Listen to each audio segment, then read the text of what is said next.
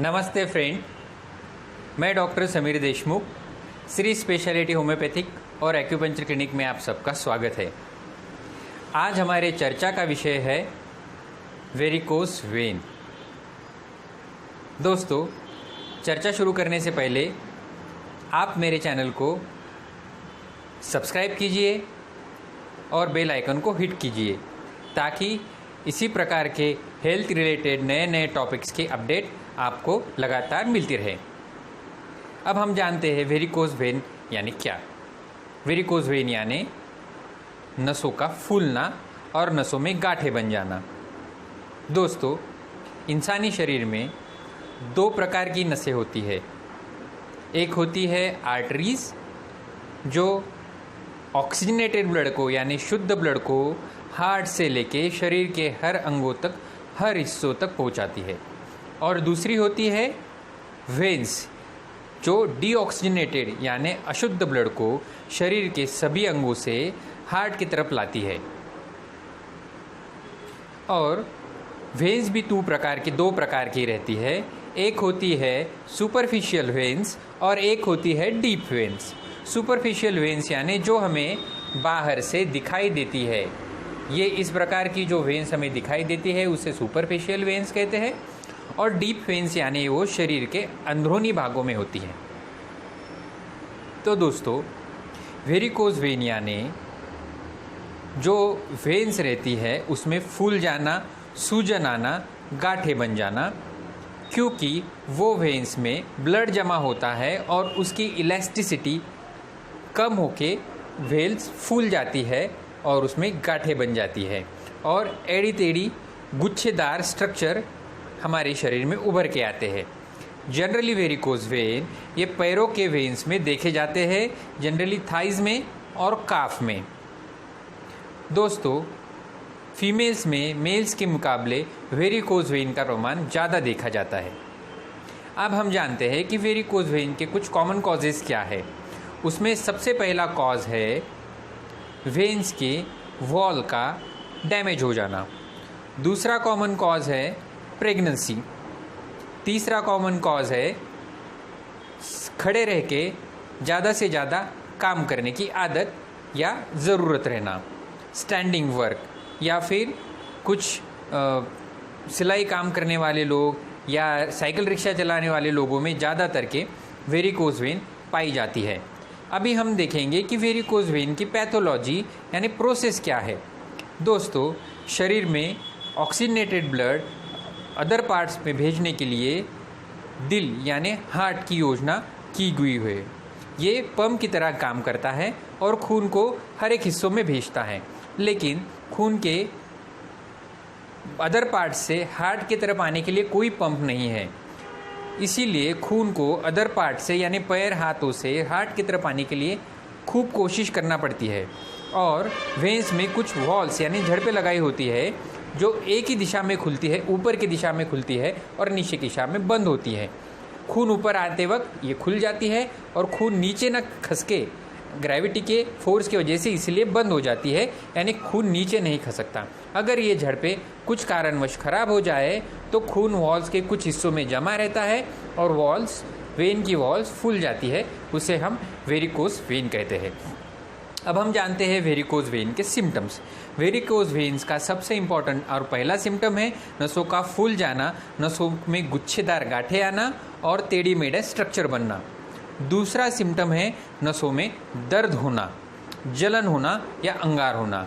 तीसरा सिम्टम है नसों में खुजली आना या वेरिकोस वेन में एक्जिमा या अल्सर जैसी कंडीशन दिखना।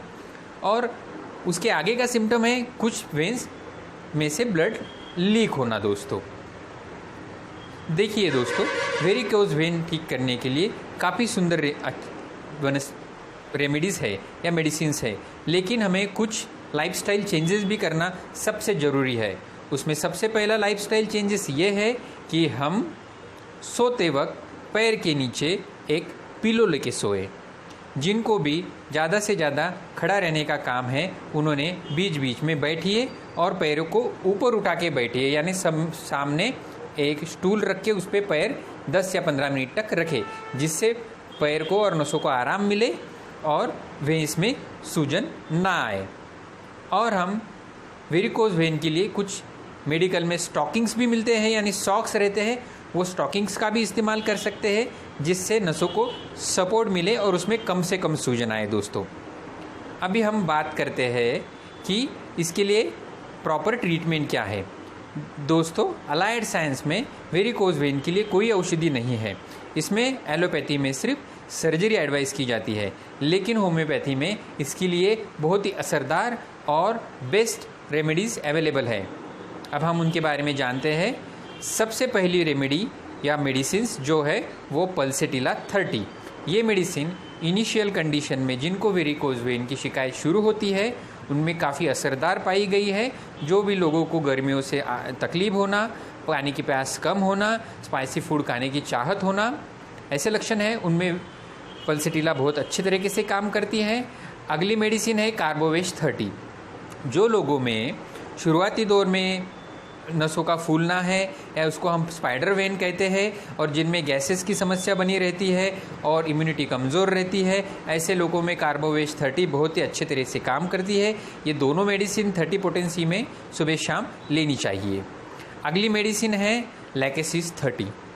ये मेडिसिन जिन भी लोगों में वेरिकोज वेन में जलन है और वेन्स नीली पड़ गई है और अल्सर्स का भी धोखा आगे दिख रहा है, उन लोगों को लैकेसिस 30 ये मेडिसिन हफ्ते में एक बार या ज़्यादा से ज़्यादा बार देने से बहुत ही राहत मिलती है।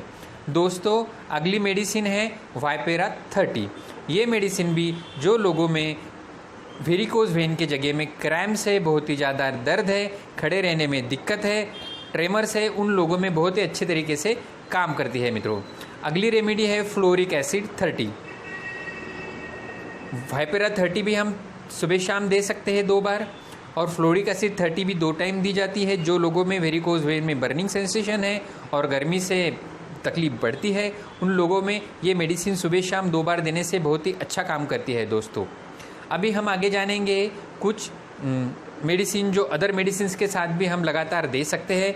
उसमें सबसे पहली मेडिसिन आती है कैलकेरिया फ्लोर 6। ये एक बायोकेमिक होम्योपैथिक मेडिसिन है जो अदर मेडिसिन के साथ हम 4-4 गोलियां दिन में 4 बार दे सकते हैं।